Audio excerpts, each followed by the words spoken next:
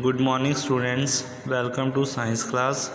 सो रचे last lecture दे विच असीं flame बारे पढ़िया सी कि फ्लेम की हुंदी है। सो अज असीं स्ट्रक्चर ऑफ फ्लेम की गल करांगे। स्ट्रक्चर ऑफ फ्लेम दे विच की आ जांदा वा, असीं अलग अलग पार्ट जिहड़े हैगे ने एक्सप्लेन करांगे। सो सब तो पहला की आ जांदा हॉटेस्ट पार्ट आ जांदा फ्लेम का, जो कि अपर पार्ट होएगा। ठीक है, इसनूं की बोल देने outer zone of complete combustion. ये की होएगा ब्लू कलर की होएगी। ठीक है बच्चे। नैक्सट जो सेंटर दे विच जो मतलब कि लीस्ट हॉट पार्ट होएगा वो की होएगा बिल्कुल जिहड़ा मतलब कि असीं देखने मतलब कि जिथे वैक्स प्रेजेंट होंदी है। ठीक है, उत्थे की होएगा लीस्ट हॉट पार्ट होएगा। तुसीं डायग्राम दे विच देख सकते हो।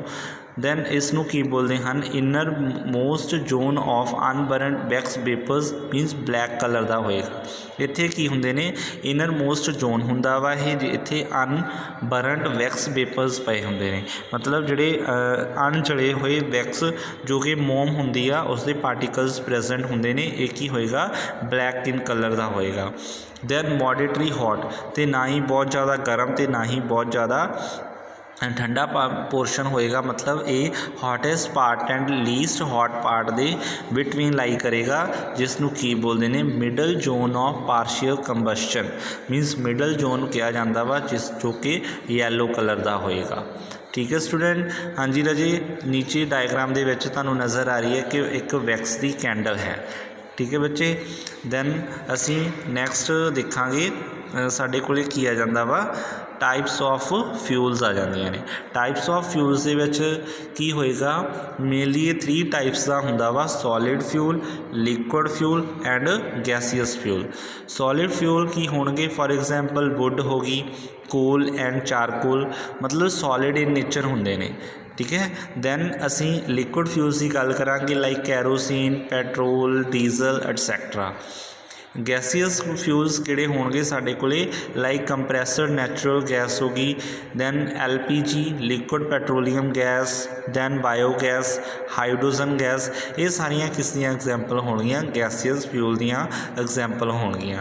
बिकॉज ऑफ ये सारे जिहड़े मतलब कि साडे कोले चीज़ां हन बच्चे, इन्हां नूं एज आ फ्यूल के तौर पर यूज़ किया जाता वा। नैक्सट असी गल करांगे characteristics of a good fuel.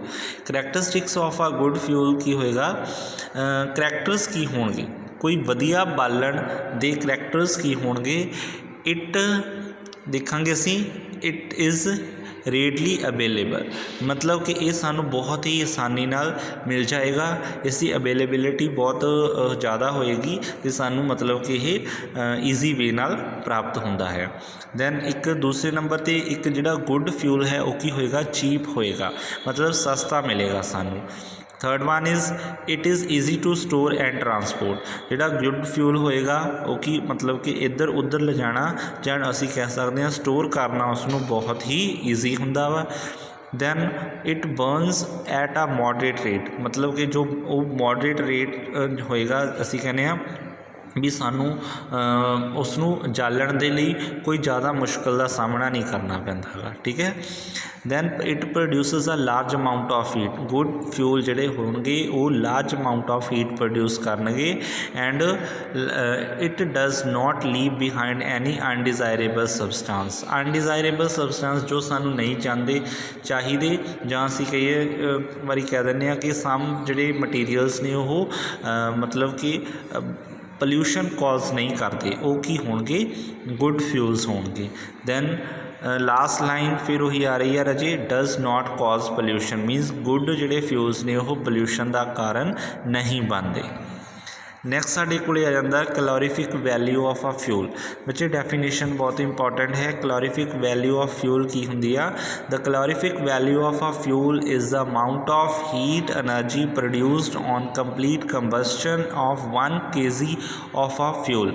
Means 1 kilogram जिहड़ा फ्यूल नूं कंबस्शन होण ते जिन्नी अमाउंट ऑफ हीट प्रोड्यूस हुई आ, 1 किलो जिहड़ा हैगा वा फ्यूल नूं जलाउण तो बाद जिन्नी उहदी मतलब कि हीट एनर्जी प्रोड्यूस होएगी उसनूं असीं उसदी की बोलांगे कैलोरीफिक वैल्यू के नाम नाल जाणांगे।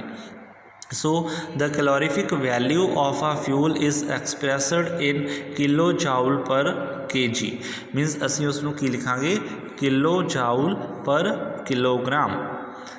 हाँ जी रजे, तो नैक्सट साढ़े को कैलोरीफिक वैल्यूज़ दित्तियां हुई ने सम फ्यूल्स दियाँ in kilo joule per kilogram दे विच जिहड़ा काऊ डंग है उसकी जिहड़ी मतलब कि कैलोरीफिक वैल्यू होएगी 6000 तो 8000 दे विच होएगी। दैन वुड की 17000 तो 22000, दैन कोल की 25000 तो जो होएगी 33000 तक होएगी। दैन जिहड़े असीं मतलब कि साढ़े को नंबर ऑफ मटीरियल्स ने, दैन तुसीं देखोगे कि जिहड़ी हाइड्रोजन है उसकी की होएगी 1,50,000 तक हो सकती है। सो इस तरीके नाल साडे कोले hydrogen has the highest calorific value among all the fuels. ठीक है स्टूडेंट, ये वैल्यूज़ तुसीं माइंड च सैटअप करनियां ने। दैन साडे कोले आ जांदा वा हार्मफुल इफैक्ट्स की ने on environment due to the burning of fuels. Harmful effects की ने fuels like wood coal petroleum release unburned carbon particles which causes respiratory disease like asthma.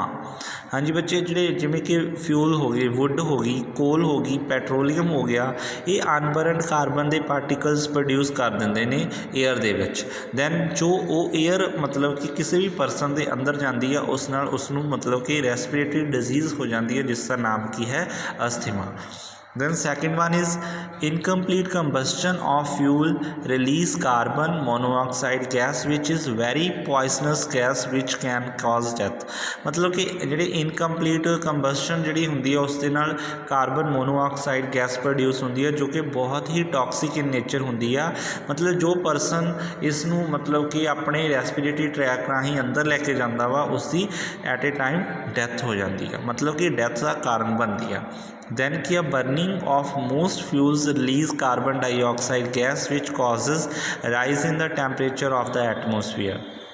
मीनस बहुत सारे फ्यूल्स इदा ने जो कि कार्बन डाइऑक्साइड गैस प्रोड्यूस करते हैं। कार्बन डाइऑक्साइड गैस प्रोड्यूस होने के नाल की है जिहड़ा एटमोसफीयर का टैंपरेचर आ वह भी की हो जाता वा, राइज हो जाता वा। This is called the global warming.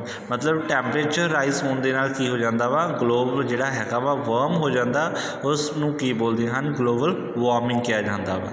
It causes इस दे नाल की हुंदा वा जिहड़े पोलर आइस है, ठीक है, वो की हो जाएंगे, मेल्ट कर जाएंगे। दैन जिहड़ा सी लैवल होएगा वो की हो जाएगा, राइज हो जाएगा, क्योंकि आइस जिहड़ी हैगी पहाड़ों तो पिघल के समुंदर तक जाएगी। समुंदर की हो जाएंगे, बहुत ज़्यादा भर जाएंगे, जिस नाल फ्लडिंग जिहड़ा हैगा वा आउण दे, फ्लड आउण दे बहुत चांस जिहड़े हैगे इनक्रीज़ हो जाएंगे।